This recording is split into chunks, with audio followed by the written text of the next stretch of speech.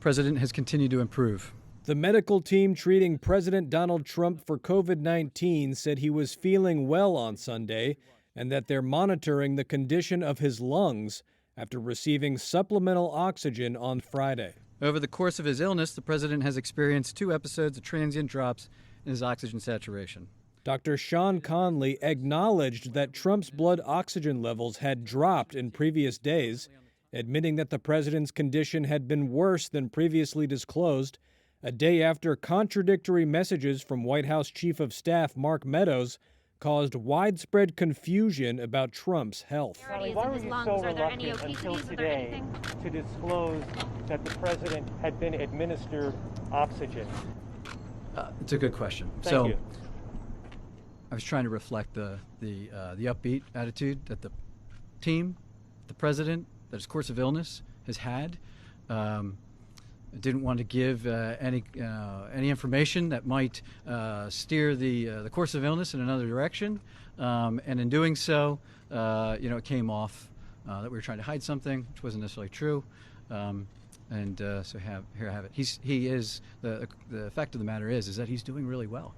The 74-year-old was flown to Walter Reed National Military Medical Center on Friday and has since taken 2 doses of the antiviral drug remdesivir, as well as the steroid dexamethasone, which is used in critical cases.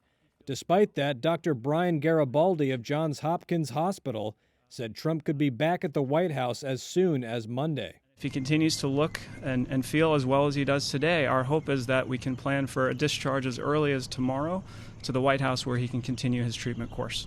I'm starting to feel good. The day before, he released a 4-minute video saying the real test of his condition will come over the next few days.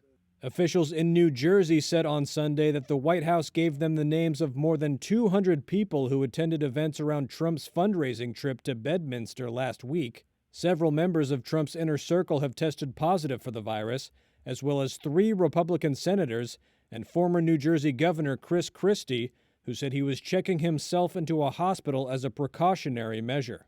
Trump's illness has upended his re-election campaign as it seeks to fend off Democratic challenger Joe Biden.